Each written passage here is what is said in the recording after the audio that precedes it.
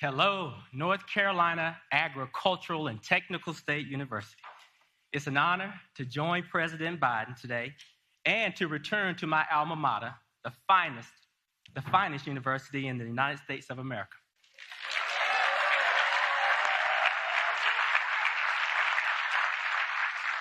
Governor Cooper, it's so good to see you again, and thank you for your steadfast leadership. And Congresswoman Manning, it's always a pleasure to be with you and to be in your district. And to my dear friend, Chancellor Harold Martin, leader of this great institution, and his fine wife, Davida, thank you all for hosting us today.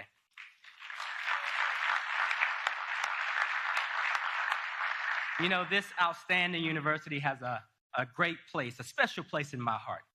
And it's really such a privilege to be back. I come from a family of proud Aggies, and they're proud for a good reason.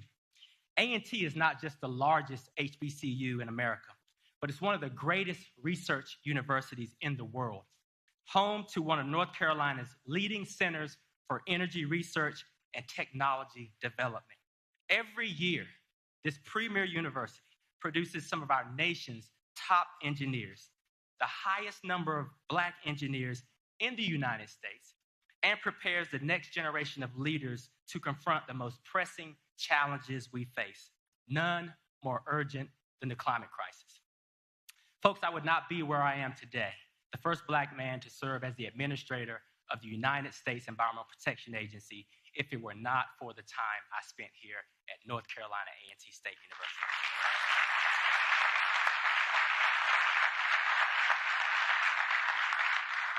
So to the students here, know that you have the education, know that you have the tools, know that you have the ability not just to excel, but to be extraordinary.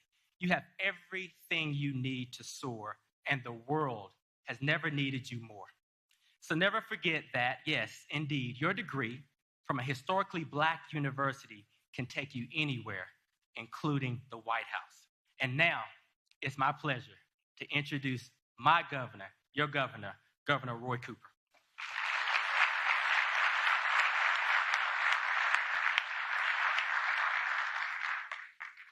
Well, thank you, Administrator Reagan. I tell you, just like you did in North Carolina, turning around our Department of Environmental Quality, you have turned around the EPA. Thank you so much for your great leadership. And I'll tell you, his son Matthew, 7 years old, right on the tarmac today, stepped right up and welcomed the President of the United States to North Carolina and jumped right in the car with him. Now that is leadership. We're excited to welcome President Joe Biden to Greensboro to highlight the investments he has helped us make in roads and bridges, in clean transportation and EV charging stations, in high-speed internet access, and in good-paying jobs that we're bringing to both rural and urban North Carolina. We are laser-focused on strengthening our economy, moving quickly toward a clean energy future, and recruiting even more great jobs. Thanks to the well-trained, dedicated, diverse workforce that we have, and world-class higher education across our state, like North Carolina A&T State University. Aggie Pride! Aggie Pride!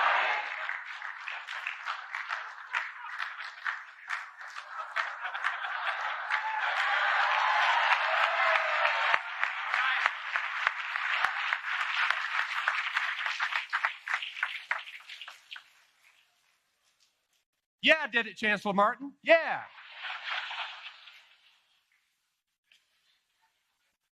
Companies from across the globe are choosing to grow and expand in our state, creating American jobs. We're already on pace to have yet another record-breaking year for new jobs and capital investment in North Carolina. And even through a pandemic, we've announced tens of thousands of jobs and tens of billions of dollars in economic investment across our state, a lot of it right here in the Triad. This is great news, but we do know that prices for gas and food are going up and impacting families. and we have to find a way to make basic necessities more affordable. One way is easing supply chain woes that make goods more costly, and North Carolina is helping. We've opened a new intermodal facility called the Carolina Connector, and we've upgraded our state ports to get goods from ship to shelf quicker. Both of these can reduce costs. President Biden understands the importance of bringing down consumer prices while strengthening our country's infrastructure and our economy, and we'll hear about his latest efforts today. Together, we can build an even stronger future for all North Carolinians and all Americans. I'm so glad to introduce my friend who is a strong advocate for the Triad and for North Carolina, Congresswoman Manning.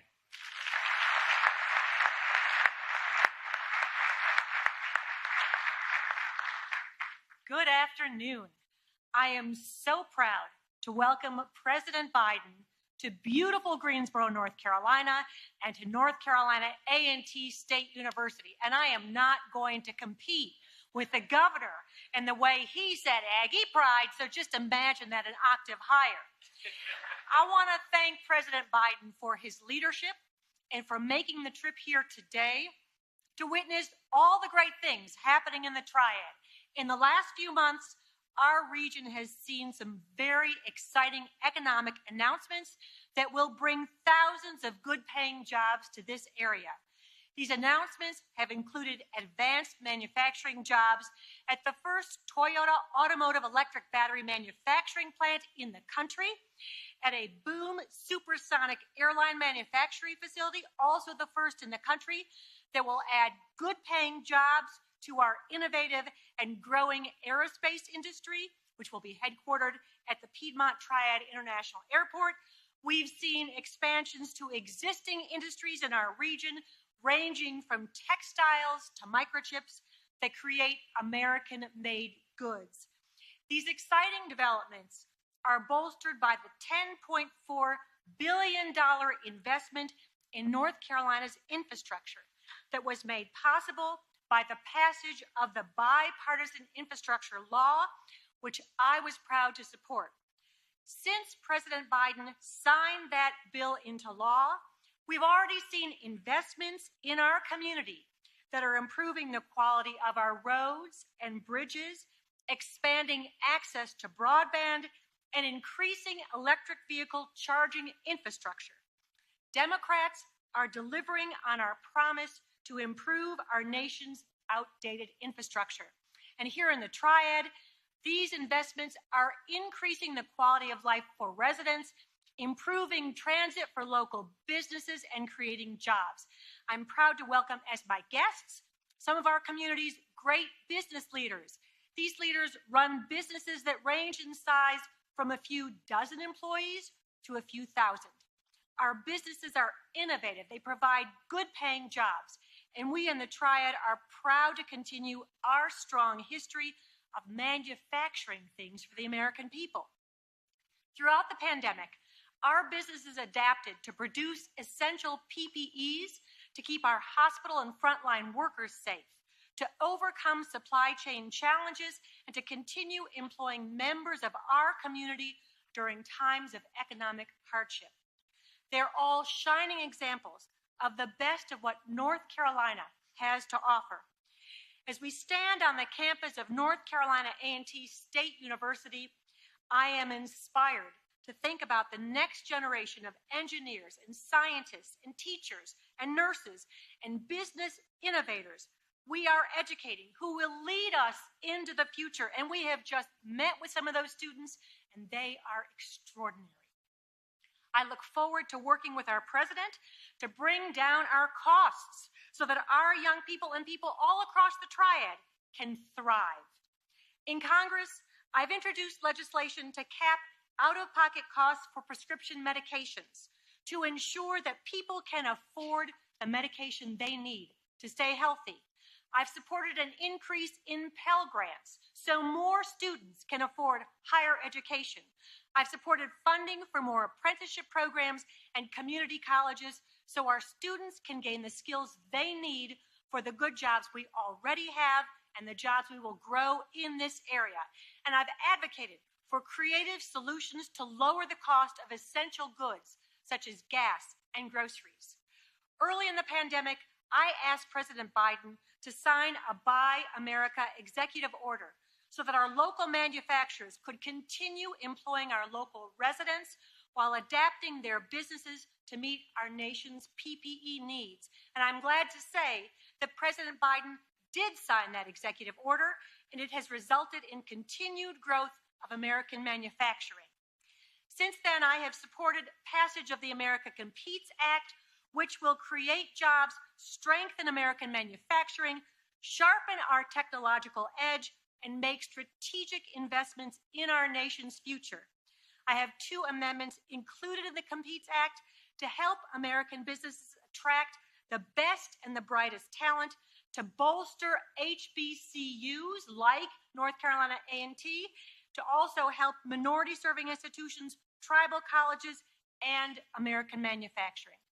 And I was thrilled to bring more than $16.4 million in community project funding to our community that will help us with projects ranging from a new 911 dispatch system to electric buses, to access the internet in underserved areas, to summer tutoring programs that will help our students who experienced learning loss during the pandemic. I will continue to work with President Biden and my colleagues in Congress to invest in our communities, to lower costs for working families, and to create jobs here at home. Once again, I want to thank President Biden for his leadership and for allowing me to be here today to highlight some of the many reasons that I am proud to represent this community in Congress. The future is bright in Greensboro, North Carolina. Thank you all.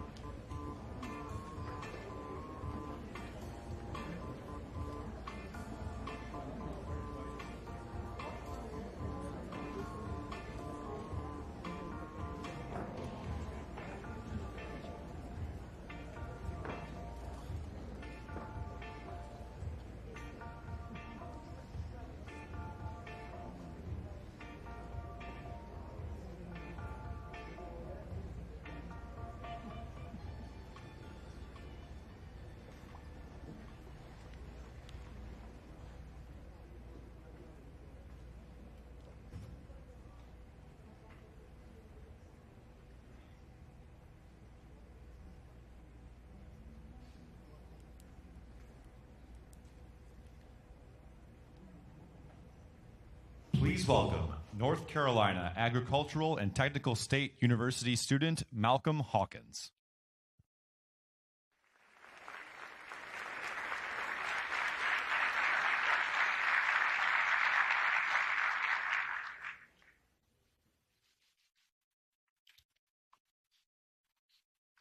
Good afternoon to all in attendance. My name is Malcolm Hawkins, and I'm a senior electrical engineering student here at North Carolina Agricultural and Technical State University. I'm truly honored to welcome President Biden to this illustrious institution. When I made the decision to attend North Carolina A&T, I was excited for the journey to come. I look forward to learning as much as I could so that I would excel upon graduation. After being on campus for 4 years, I can certainly attest to the excellent education that an HBCU provides. I've been taught by dedicated professors and mentored by individuals who saw my potential to positively impact this world. I've interned at 4 different companies, participated in and won a national competition, and traveled abroad. This and so much more is possible by investment in HBCUs.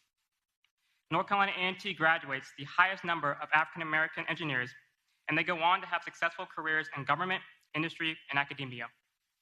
There is always a need for problem solvers who can tackle the most difficult issues, including those involving the economy, and HBCUs prepare students for the challenge. The key to this preparation is innovation, whether that's through our many centers of excellence or the new Harold L. Martin Sr. Engineering Research and Innovation Complex. A&T students, regardless of major, graduate with the skills needed to transform their respective fields. Needless to say, as I graduate next month, I feel fully equipped with the knowledge I need to excel in all aspects of my life. I'm excited to see HBCUs continue to rise in prominence, and I can't wait to see how they impact America in the future. With that, please give a warm welcome to the President of the United States, Joe Biden.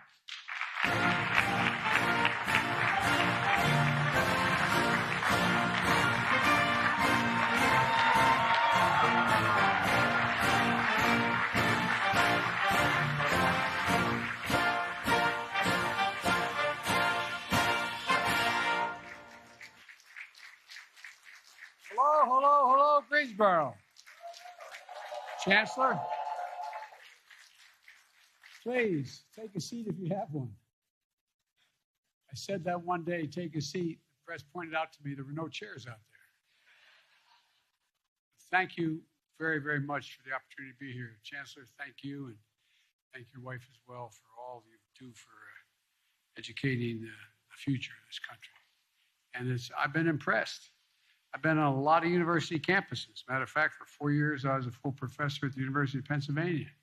And this is really an impressive place with a lot of impressive students. And it's good to be here at A&T, and I thank you for your sharing your story, Malcolm. He's going to, did you say where you're going? Am I allowed to say where you're going to be working? You work at IBM, a little outfit, you know, that is.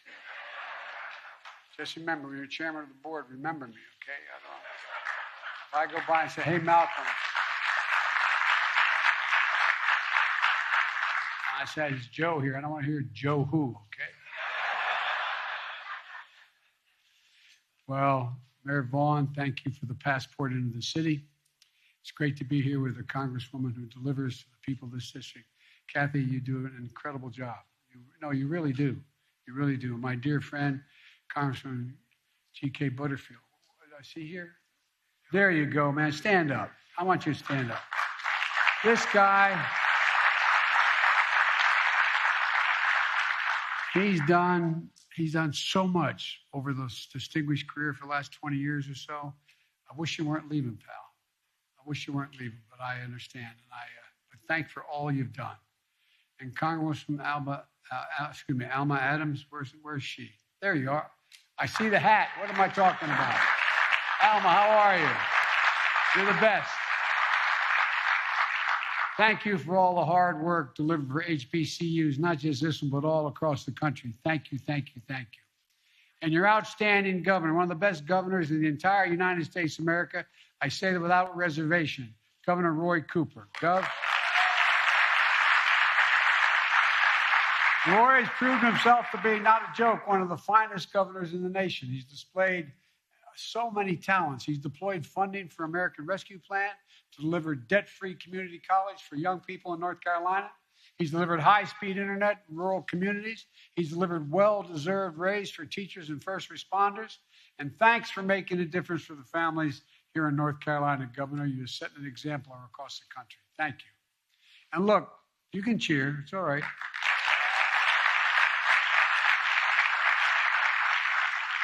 There's a debate in my administration that we never seem to be able to settle. And that is that the vice president is incredibly talented. She's a Howard graduate.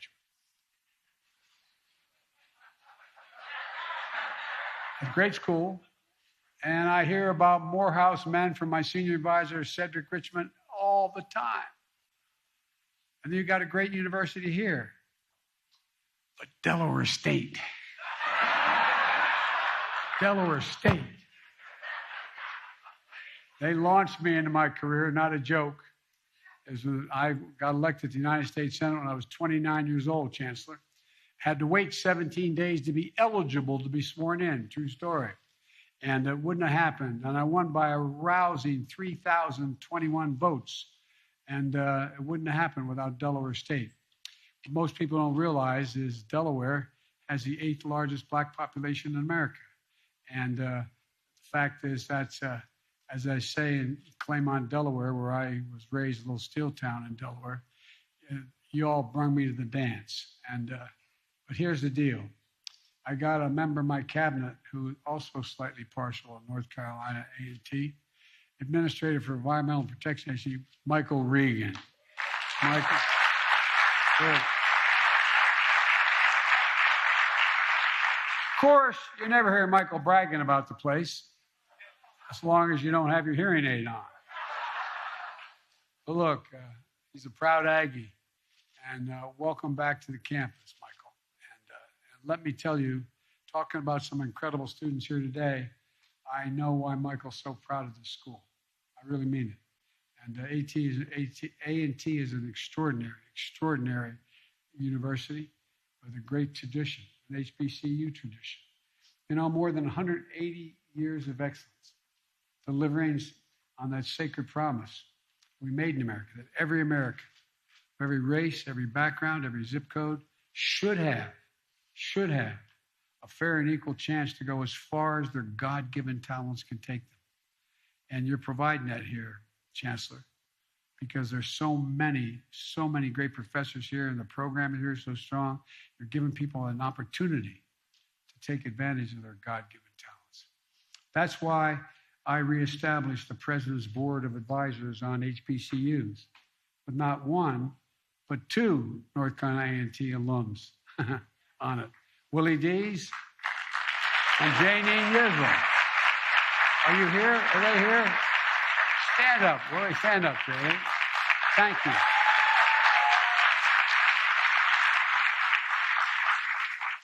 And also includes a proud North Carolina native, an NBA star, Chris Paul. He's on it. By the way, he's a hell of a ball player. Who supports the business course here at A&T and is a fierce champion for all HBCUs. That's why I signed an executive order to advance HBCU excellence across the entire administration, everything from policies to funding. And speaking of funding, we were able to deliver more than $5 billion last year to HBCUs and more to come this year. $5 billion. And they said we couldn't do it. But everybody's realized what an incredible asset the HBCUs are. We're also working to increase Pell Grants to help millions of black students and lower-income families attend community colleges and four-year schools. The reason my wife is not with me today, she's a community college professor, and she's teaching as we speak. And I'm here today to talk about my plan to create and expand HBCU programs in high-demand fields like cybersecurity, advanced manufacturing, healthcare, and so much more. And to talk about why it's so critical that we have to invest in American manufacturing. And if my dad were watching now, he passed away, but he's watching, he mad at me and said, "Excuse my back. I didn't apologize for having my back to you. I apologize. But excuse my back, but I'm looking at you." You know, why it's essential that the Congress take action quickly to support American innovation. I said today when I was, we were at the cybersecurity unit, that more is going to change in the next 10 years than it's changed in the last 50 years. Science and technology is moving so incredibly rapidly. It's all part of a broader vision that Vice President Harris and I ran on to build back a better America than even before the pandemic we had. A better way with better pay, greater dignity for working people, easing the financial burdens of millions of families, making it in America, as your Congresswoman said, with American manufacturing, the best engineers in the world, like so many here at A&T graduates, make up that cadre. From day one, every action I've taken to rebuild our economy has been guided by one principle: made in America. It means using products, parts, and materials built right here in the United States of America. It means bringing manufacturing jobs back and building the supply chains here at home, not outsourced from abroad. It means letting and betting on American workers, let them do the job and bet on them. And it takes a federal government that doesn't just give lip service to buying American, but actually takes action. Most people don't know. I know the Congresswoman knows. There's been a law in the book since the late 30s that says that you can use American tax dollars. And if your American tax dollars the president is spending, it should be spent on American products, and American businesses. Every administration says they'll do it since the late 30s. But now, over time, Buy America has become basically a hollow promise. My administration is making Buy America a reality. We created Made in America in an office in the White House, a Made in America office to oversee these efforts. You know, what's happened is that the exception used to be if the president spends about $600 to $700 billion a year money on federal projects every year, from decks of aircraft carriers to so much more. And it's supposed to buy from American businesses and American products. But the fact of the matter is that there was an exception. If you couldn't readily find an American institution that either had this part of the supply chain and or the company, you didn't have to. You could buy it abroad. You could import it. Well, last month I announced one of the biggest changes in the Buy American Act in 70 years. Each year the federal government spends more than $600 billion on goods and services. And in the past, if the manufacturing product that you get purchased by the federal government says that it's substantially all in America, it worked. But because of loopholes over time, you know what substantially all meant when I took office? It meant that 55% of the product was made up of American business and American product. It was substantially all an American product. Well, guess what? To me, 55% isn't substantially all. It's slightly over half. And so we issued a rule to raise the amount of domestic content required to be considered made in America from 55 to 75%. Substantially all is going to start meaning substantially all. And that's good for American workers and for American businesses, for communities like Greensboro. And I want to thank Congresswoman Manning who's been a strong, strong supporter of Buy America. Now we're seeing the results of our economic vision. Our economy created 431,000 jobs in the month of March alone. 431,000. 7.9 million jobs over the course of my presidency. More jobs in the 14 months I've been president than any president ever created in American history. Unemployment at 3.6%. It's down from 6.4% when we took office 14 months ago. It's the fastest decline in unemployment to start a president's term ever recorded. North Carolina, thanks to the American Rescue Plan and the leadership of Governor Cooper, has added 194,000 jobs in the last 14 months. 194,000 jobs. Good job. That's 67,000 jobs ahead of where this state was before the pandemic hit. And unlike the past recoveries, this time around with the American Rescue Plan, we made a choice to bring everyone along. So not only has unemployment rate dropped at a record pace here in North Carolina and across the nation, but Black unemployment fell by more than 30%. More than 30%. Hispanic unemployment fell from nearly 9% to 4.2% in the year 2021, the fastest single drop ever recorded. We had the largest one-year drop in long-term unemployment ever recorded in American history. Look, folks,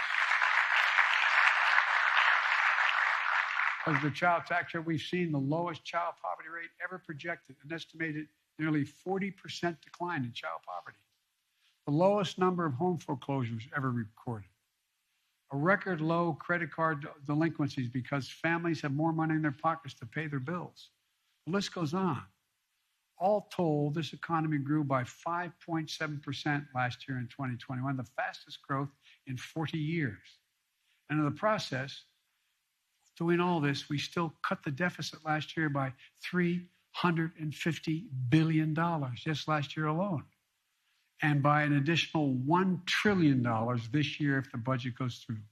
So folks, don't tell me this trickle-down idea is the only way to grow an economy. We're actually lowering the deficit, not increasing it. And after a long, tough stretch, Americans are back to work. Our economy has gone from being on the mend to being on the move. Now, I know that we're still facing challenges of high prices, inflation. I grew up in a family where when the price of gasoline went up at the pump, it was a conversation at the kitchen table with my dad. Putin's invasion of Ukraine has driven up gas prices and food prices all over the world. Ukraine and Russia are the 1 and 2 largest wheat producers in the world. We're number 3. They're shut down. We saw that in yesterday's inflation data. What people don't know is that 70% of the increase in inflation was a consequence of Putin's price hike because of the impact on oil prices. 70%. We need to address these high prices, and urgently, for working folks out there. And that's part of why what I'm going to talk to you about today, why it's so important.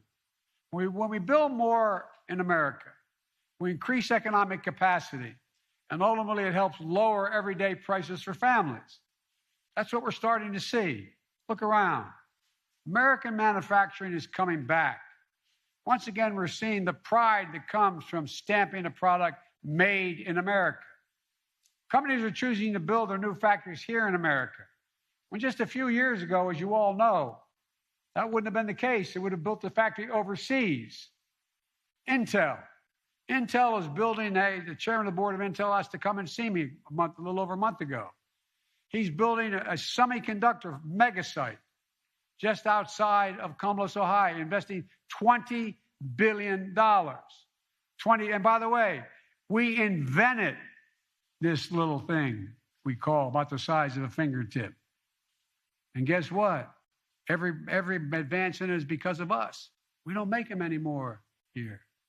You go to Taiwan and other places to get it. Up to 8 state-of-the-art factories are going to be in one place that Intel is building. 7,000 new jobs building the facility and 3,000 jobs running the facility. You know what the average salary of these jobs running the facility will be? $135,000 a year.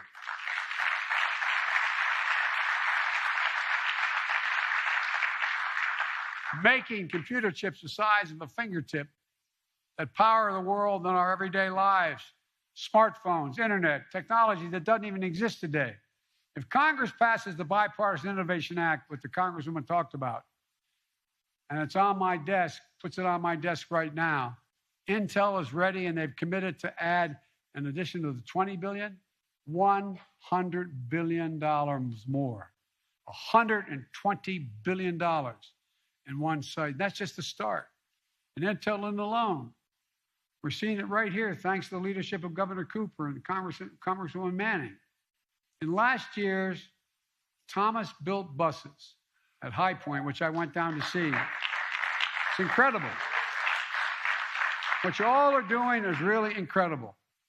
They got the largest order to date in North America to build electric school bus fleets, which Administrator Regan can tell you will mean hundreds of thousands of our children will no longer be inhaling exhaust from diesel school buses. And they function and they roll. Volvo Trucks, with their research and development headquarters here in Greensboro, got the largest commercial order ever for electric trucks. And just a few months ago, Toyota announced it will invest $1.3 billion to build a new electric battery manufacturing plant right here in Greensboro. And folks, you know what that also means? Not just the factory, but the IBEW is going to be putting in 530,000 charging stations throughout America. 530,000. And when this plant comes online, this could produce enough batteries to power 800,000 vehicles per year with room to grow. It's going to create 1,750 good-paying jobs right here in the Greensboro community. And folks, by the way, you know, it's not just there's a lot else happened if I can divert just a second here. I had Mary Barra, the chairman of the board of General Motors. Remember when about 10 months ago, she was suing the state of California for having a higher standard required for gasoline, have to go more miles per gallon? She was suing them, saying you can't do what the federal government hadn't done. Well, guess what? We had a long talk. No, I didn't know. I mean, it was her idea, not mine. But we had a long talk. Guess what? She decided not only did she drop the suit, but they're going to have 50% of all the vehicles made at General Motors electric vehicles by the year 2030. And guess what? Then Ford came along. They did the same thing. They're investing billions of dollars, 1.7. I mean, this is a major fundamental shift that's taking place. And America's finally deciding to catch up and lead it instead of being outpaced by China and other countries. All told, thus far, we've created 365,000 new manufacturing jobs in America just last year. That's the best year for U.S. manufacturing in the last 30 years. And even you students who are younger, how many, when you're coming up and hear your parents talk about manufacturing is dead in America? It's not going to happen in America. There's not a thing, not a single thing America cannot do. Not a single thing where we can't outcompete the rest of the world. I mean it. Not a single thing. We set our mind to it. Good paying jobs, jobs you can raise a family on, jobs that can't be outsourced. Announcements like these don't happen in a vacuum. They require investments. We know what happens when we stop investing in the future and the places like Greensboro. We really do. You or your parents remember what it felt like when industries like the textile industry started to decline. Delaware used to be a great textile state. It all evaporated. Good jobs lost over time. Well, guess what? What it did to families, what it did to neighborhoods was consequential because we stopped investing in our future for a while. We stopped investing in our people. I got criticized when I kept saying we're going to invest in the American people. Decades ago, we used to invest 2% of our gross domestic product in research and development. 2%. And we led the world. Today, we invest less than 1%. The United States of America used to be ranked #1 in the world in investing in the future. Now we're ranked number 9 in research and development. The United States of America. China was number 8 3 decades ago. Now it's number 2. Other countries are closing in fast. We can and we must change that. Not by hurting other countries, but by developing ourselves. We have a great opportunity ahead of us with the Bipartisan Innovation Act I mentioned, which is going to provide $90 billion in research and development, STEM education, manufacturing, all those elements of the supply chain that we need to produce end products right here in America. If I told those of you who are closer to my age in the audience, if we told your parents that we'd be here, they'd look at it like we were crazy. What do you mean? We're the leader in the world. Not so. Congress needs to get this bill to my desk as quickly as possible. Our economic strength is on the line, and national security as well is on the line.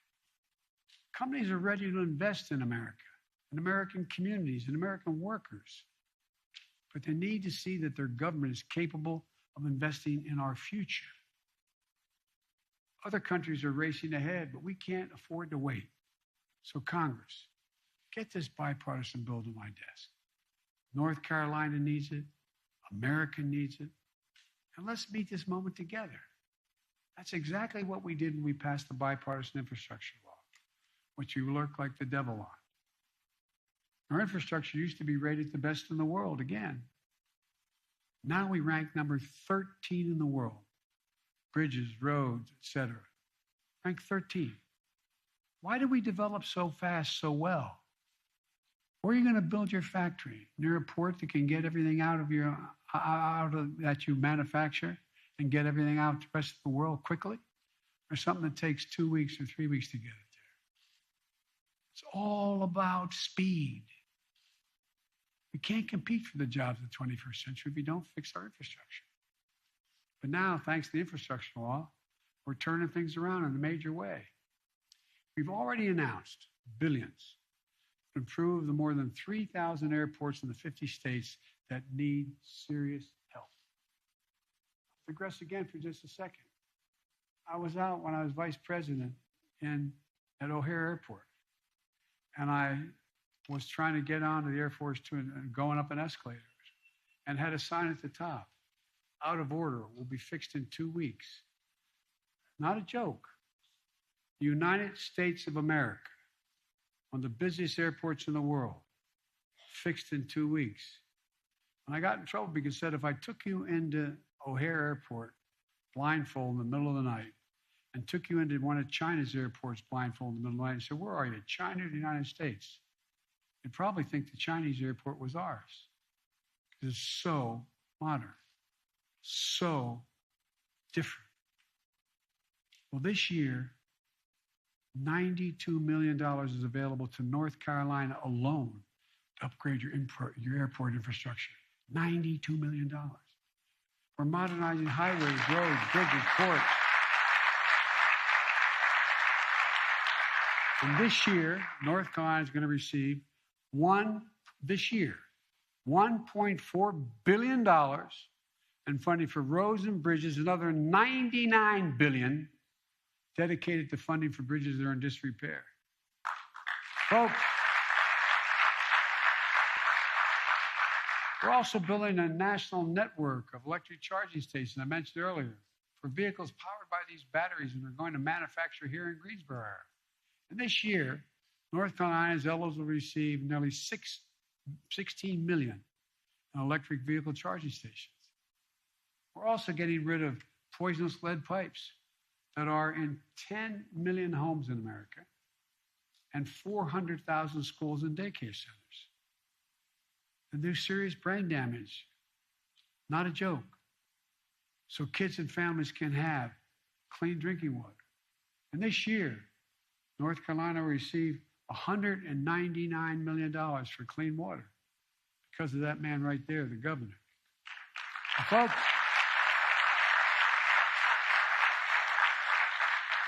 we're going to deliver affordable, high-speed internet everywhere in urban America, rural America, suburban and tribal communities. So moms don't have to do this. I wonder if you ever thought this would happen in America. Remember 2-3 months ago when schools were still shut down? Showing pictures of moms and dads driving to the parking lot of a McDonald's so they could connect the internet so the kid could do their homework? Not a joke. Not a joke. What the hell's going on here?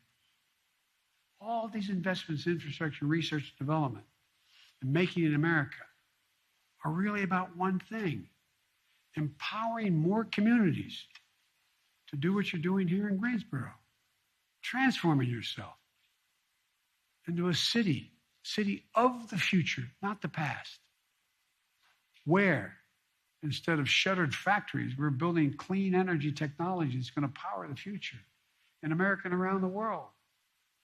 Helping America achieve true energy independence by creating good jobs and fighting for climate change. And if we continue this, we're not only going to be investing here, we're going to export billions of dollars worth of product for the rest of the world. One of the proposals I have I won't go into now is a Build Back Better world. So all those countries in Africa, in Latin America, in the Middle East who don't have the capacity to make it better for themselves. We cut down all our forests, we're doing fine. Guess what? We're part of the reason for the global warming. A lot of poor countries. Do you realize one of the greatest carbon sinks in the world, absorbing carbon from the air, is the Amazon? The Amazon absorbs more pollutants, more carbon into the soil and the water in the Amazon than are emitted in the entire United States in 1 year, every year. But they don't have the money. But what they want to do, they want to level it so they can farm it, they can produce things on it and use up that sink. You know, and even reinventing the legacy industries that Greensboro has been built on is within possibility. The 21st century smart textiles that use chips and sensors to do things like regulate temperature in a garment. State-of-the-art facilities that make high-quality furniture. Above all, you're making Greensboro a place where the future is being written, not a joke. The future is being written. Where students at great schools like A&T and other local universities and your incredible community colleges can lead learning, cutting-edge skills in state-of-the-art facilities, partnering with local employers. So look, so they can get out, help America lead the way on robotics and cybersecurity and so much more. And see that success reflected back home in their communities, not just in Greensboro, but across the country. So families can have good paychecks, good homes, great futures. My dad would say, my dad was a very well-read man. His greatest regret was he never got to go to college. And my dad used to say that everybody deserves just a little bit of breathing room. Just a little bit of breathing room. I was raised in a 3-bedroom split-level home when we moved down to Delaware when coal died in Scranton and jobs were gone. And with 4 kids, a grandpop, and my mom and dad. And I remember one day, you could always hear when Dad was restless in the room. I asked Mom on the way to school, what's the matter? He said, honey, Dad's company they said, no more health insurance. No more health insurance. Not only deprives a woman or a man of their health, but of their dignity. Their dignity. Look at their child, their husband, their wife, who needs help and can't get the help. One of the things we're trying to get done in the Congress is to pass legislation that won't raise taxes a single penny for anybody making less than $400,000, and above that it'll only be a smidgen for dealing with insulin.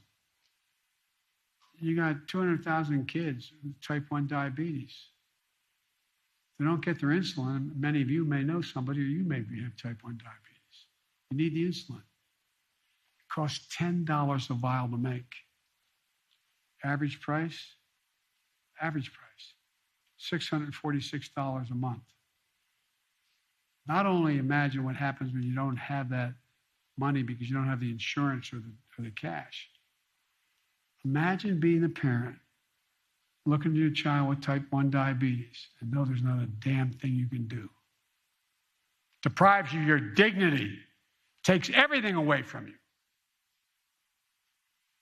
Well, guess what? For little or nothing, we can limit that price to $35 a month and they'll still make 350% profit. Folks,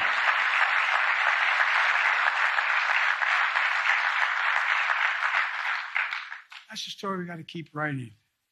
And by the way, I'm a capitalist. I'm not somebody who doesn't think you should be able to go out and make $1 million or $1 billion. Just pay your fair share. Just pay a little tiny bit. Not a joke. The Fortune 500 companies, and I come from the corporate capital of the world. Not a joke. More companies incorporated in the state of Delaware than the entire United States of America combined. And I was a senator 36 years. But guess what? 55 of them last year didn't pay a single penny in tax, and they made $40 billion. So folks, look, we have to keep going on so many other issues to deliver the promise of America to all Americans. For example, equity and opportunity require more than just economic investment. They require police and criminal justice reform. Even though Congress isn't taking action, my administration hears and sees the people who need it badly. We're making changes in the federal law. Police need more money, not less, in order to have social workers and others with them, not just to teach them how to do their job better, but also we need rules that I've initiated federally. No more chokeholds, no more no-knock warrants requiring federal agents to wear protective body cameras. We're going to sit back while Republican Congress stand in the way of justice. I'm sorry to be partisan about that, but they are. They're unwilling to do anything. We're taking action. Today, my administration has also released the first ever equity action plan, laying out more than 300 concrete commitments to tear down the systematic barriers that have been allowed to fester for far too long in America. Things like getting pollution out of low-income neighborhoods. You notice they're always the last to ever be touched. In Delaware, a big chemical industry. Well, guess what? The corridor that we run down, going down the state, the fence line communities, the cancer rate, we have one of the highest cancer rates in America. Why? Because all these poor communities live near these stations, near these places. When I was growing up in Claymont, Delaware, not a joke, we lived right on the Pennsylvania border. It was a steel town. More oil refineries in Marcus Hook, Pennsylvania, the bend of the Delaware River than anywhere, including Houston. Guess what? When it got to be fall, I was in 4th grade, and there got a little frost. My mom would get in the car to drive me to school, which was only 3/4 mile away, but it was on the highway.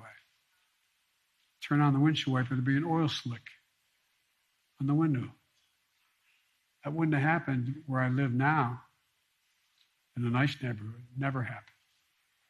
We're making sure that minority-owned businesses can access capital they need to grow, so no community is locked out of opportunity. Look.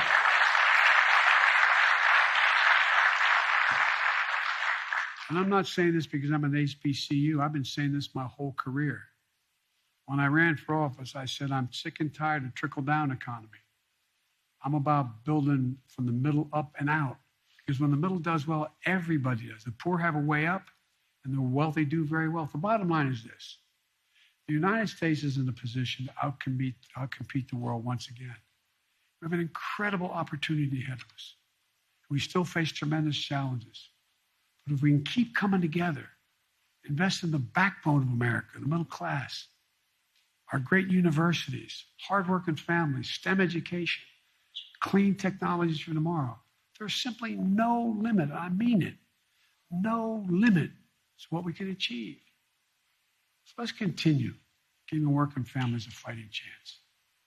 Let's keep investing in the future of this country, of every community. And let's face these challenges head on. Let's keep building a better America, because that's who we've been. That's who we are.